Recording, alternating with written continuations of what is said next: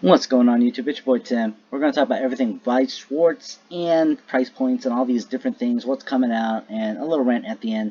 This is like my 50th different kind of recording. Keep forgetting to record without the mic. All these different things kept happening, but this one should be perfect. So let's get on with the show. Sakura Jima Mai right there. That's my favorite picture. I found it off Facebook. Beautiful picture. Other two I also found off Facebook groups as well.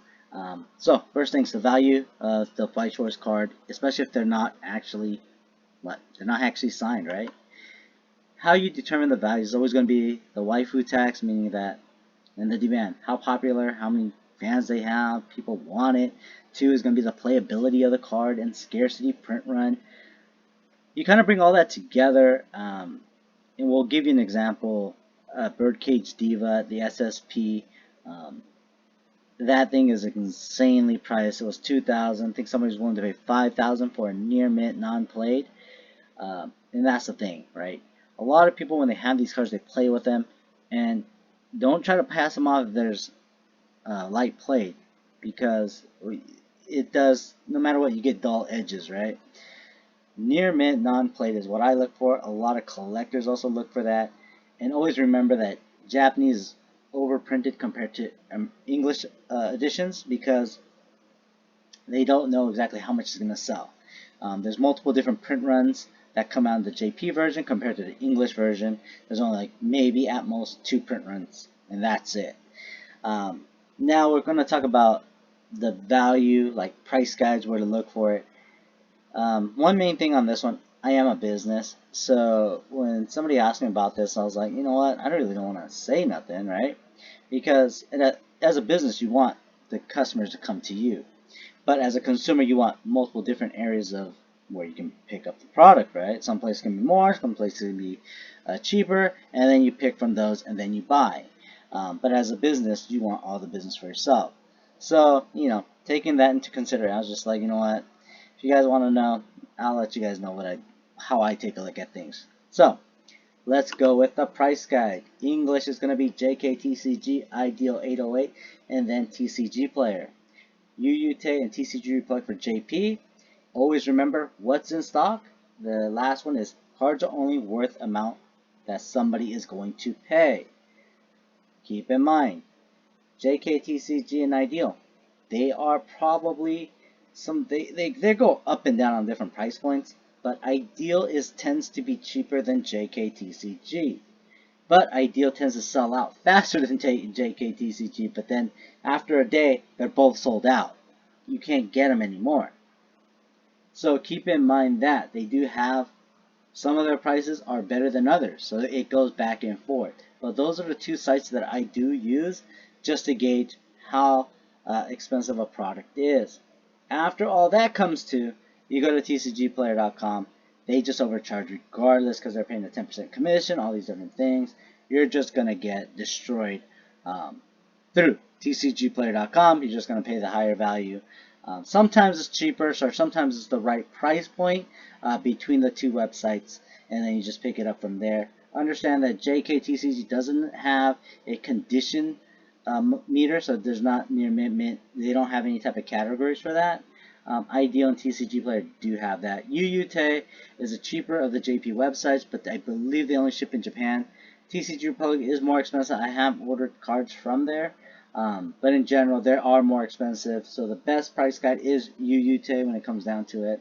And always remember what's in stock, and cards only worth what they're going to pay. So long story short, Asuna for the Alicization, I'm only going to pay $150. Everybody's asking for $250, whatever. I'm not paying that, and nobody's been buying it at that price. Nobody's buying it. So to me, it's worth $150. Just because somebody puts it at $250, if nobody pays $250, the card's not worth that much. Plain and simple. So keep in mind that when you do evaluations for these cards. If nobody's going to buy it, it is not worth that much money. Plain and simple, the Sakura Jimamai, the SP, for the trial deck, it shouldn't be worth that kind of money. But people are saying it's worth $300 to $500. You trade it in, you get another card, and they say that's $600. To me, those things are worth maybe $300, $250, $300 at most. Plain and simple. But yeah, that's what it is. Again, we're going to shoot myself out. GoldStar Collectibles, I do sell booster box just like everybody else does. You know, keep in mind that. But that was the main reason why I kind of you never want to show these type of things because of the competition and things like that. You'll see where I'm going to go with this rant. You know, I don't know exactly how long I'm going to stay alive in the Weiss Schwarz world. Because they've been doing a couple things that I just don't care for, right? So, Overlord Nazareth, I have no idea why they changed the name. Multiple different SPs. This is going to be an okay set. I don't think it's going to be a powerhouse in the, kind of I guess, quote-unquote serious scene, the pro scene, or whatever people want to call it. And I'll go on a whole rant about how this is not, and this is just something that I feel it's not crazy competitive because there is no outcome that you can actually manage. And we'll go through that whole thing on how Weiss Schwarz could be a little bit better. But in general, you know, some people will take compression and all these different things. So keep in mind that I don't think this is going to do any well. Albedo, the trial deck SP is probably the most expensive one. But this is the next set. I think it's going to do decent. But it's not like a Fujimi or Slime or anything like that. I think this will do a decent damage. I don't know how the playability of these cards are, but in general, sales-wise, I think it was going to do okay. Konosuba, I think this is going to be by far the next big hit. The movie, beautiful cards. 2 SSPs are the money cards right there. The 3 cards on the bottom right are beautiful cards as well. In general, I'm going all in on this one. Love it. I think it's going to be a great addition to my collection. It's going to be a great boost to any Konosuba deck out there. I have a lot of money riding on this particular set as well. Adventure Time. Ladies and gentlemen, you know how I feel about this set. I don't like it. Finn and Jake. Jake is that dog guy right over there. So, long story short, not a fan of this. I'm not buying it. Unless you're going to buy a case, I'll take a case order, but that's it. Finn, Jake is the only SPs in there. Maybe if they had a Princess Bubblegum, I would have done it. But, in general, I had no... I didn't know. I thought... No, chime in if I'm wrong here. I thought Finn liked Princess Bubblegum, but apparently Princess Bubblegum kisses Marceline. And I got so confused on this whole thing, dude. I was like, dude, what's going on here? I have no idea. I didn't really follow the show, but I would have wanted something else other than Adventure Time, and these would have been my choices: Rick and Morty, regular show, Steven Universe, and I will have to say number 1, Avatar: The Last Airbender. Then you could have had a subset with Korra. I love Avatar. I think it's the best English-made cartoon / anime, whatever you want to call it. It was a great story. I loved it. Avatar is more kiddie, Korra's more adultish. Love it. I wish they would have brought that over there. Then it would have went Steven Universe. I love the gems. Then regular show, and then Rick and Morty. That's what I would have chosen for if it was going to be an English original and you wanted me to jump all in on it. So, ladies and gentlemen, I'm not touching this, but I hope you guys are. You know, the whales have to come out and buy the Finn and Jake SPs, right? You know, there's no waifu tax on these. You get a boyfriend tax if you want, but you know. Next one's gonna be Mob Psycho 100. Again, English original just fails me. You know, when Card Capture Sakura came out, it was insane. English, we just bought it all out, and then Japan got mad, and poof, they launched it in the Japanese format with, I think, better looking SPs. Now they're bringing out anime / type of deals that are not gonna kind of alienate the Japanese market, because I don't think they care too much for Mob Psycho. I'm not too big of a fan on it. I heard it was really good. I watched the first. I think there's 2 seasons. I think I watched one of the seasons or something like that. It was okay. I mean, I'm not gonna buy it unless you guys want a case. I'm not gonna pick this up. It's I don't know. It just doesn't appeal to me personally. So I hope, ladies and gentlemen, you guys want the English originals to keep going, then you guys got to buy this out. I'm not touching it with a heartbeat. I'm not even touching it with a stick. Again, I'll order cases, but again, for me as a collector, not a fan. Not going to touch it. What I would have rather seen, let me tell you, 100% One Punch Man should have came out. I don't think it's that big in Japan, but I believe in the US, One Punch Man would have destroyed the market. Again, Tate no Yusha, that's a wish list, but I'm pretty sure that's a Japan thing. K-On! I just like K-On! Because I think it's lighthearted, really fun. Fairy Tales, bringing out the power-up set, and then bringing out Fairy Tales Final.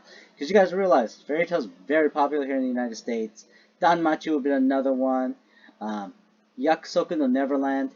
Ladies and gentlemen, I don't know if the guy or gal, whoever, told me about Neverland when I was doing like, what I'm going to watch and so forth. I was so wrong. Neverland, you gotta watch. It is a kind of a kiddie, but it's a dark kiddie. I don't know what to tell you. It is a great, great, great anime. Violet Evergarden. I love it. I think it's a Blu-ray for me. In general, it's really, that anime just pulls at your heart. So, Yakusoku Neverland, gotta watch season 2. Violet Evergarden, if you haven't seen it, great visuals. It'll pull strings in your heart. Himoto, because she's a gamer, and in general, we can go on and on, right? I would like to see Watamote back here. She was playing Magic the Gathering in her anime days, and all those different things. I would love to see those.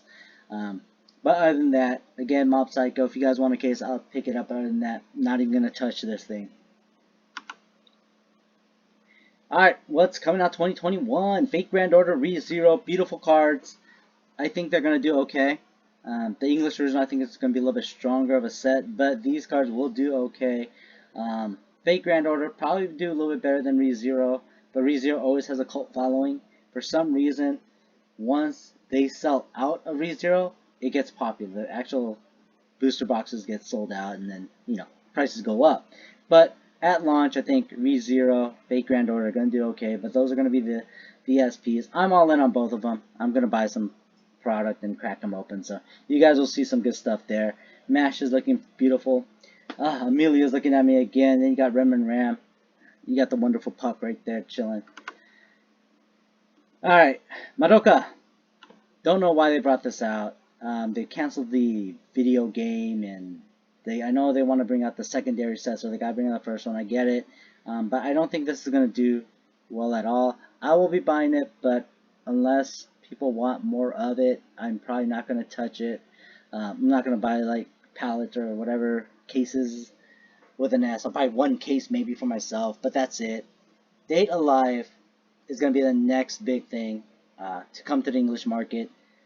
I believe they do keep a lot of good stuff in Japan and keep it for Japan only until it dies down, so Japan can feel special about what cards they do get.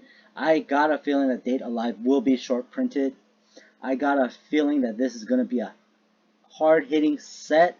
It's going to be like a Fujimi times 2. So I am 1000% all in on this particular set by far. If you look at the metagame, it's one of the most represented sets out there, so keep in mind that. Madoka 2, this is going to be a good set. I've heard good reviews about it in the JP League, but in general, this will probably be my basic order. It's going to do good, but it's not going to do like insanely great. I think the original Madoka is, I like the original Madoka better, but I will be watching this anime, so we'll see if I like this one better than the other one. If I don't, this is just going to be I don't know, it's going to be a filler set for me. Other than that, those are going to be what's coming out for the United States. My final thoughts are going to be right here. So, long story short, I do feel that Japan likes to keep things for themselves. Just like how you have the SAO 10th anniversary, you brought out 10th anniversary, you didn't bring out 10th anniversary, you didn't bring out the re-edit, you brought out Madoka instead. Doesn't make any sense. Fate Grand Order, is it that popular you couldn't bring Key 20th? You brought out Fujimi because we all voted on it, and then you short printed the hell out of Fujimi. Nobody can get it now. And that's it. We're done, right? And those are the things, the reason why I think, in general, when it comes down to what's coming out, what's going, Japan has that control that they want to keep some things a Japanese exclusive. Like, you see those 5 girls? I don't think they're going to come to the US. I think they're stupid popular in Japan. Bunny Senpai, extremely popular in Japan and the US, and they couldn't bring out the second one for us? Come on, man, help me out. 10th anniversary, come on, bro. You got the new anime announced that's retelling the first story, and it's going to be popular in the United States, and you cannot bring out the 10th anniversary. I don't care what anybody says. Oh no, it's because of publishing, yada yada yada. There's always ways around it. That just like how they did with Card Capture Sakura. Of course, Konosuba read it. We need the additional reprint. We need it. I need that SP card. It just says ABEC. It's not even Asuna's signature in there. But Asuna looks damn good, right? In general, you know, sometimes I feel we're like that stepchild. And if, in general, Weiss Schwarz English side doesn't come to where I feel it's great, because, you know, wallet fatigue is real. You got stuff coming out every month. I, as a business, can't keep buying. There's just no way. No freaking way I can keep buying. And what's going on in the world, you expect us to keep buying. It's insane. It's just insane the amount of products that are coming out. And again, that's my rant. Thank you all for listening. Hit that like button, subscribe, make a comment. I don't care what you say, just say something. And, you know, let's all have fun about it. Alright, y'all. Take care.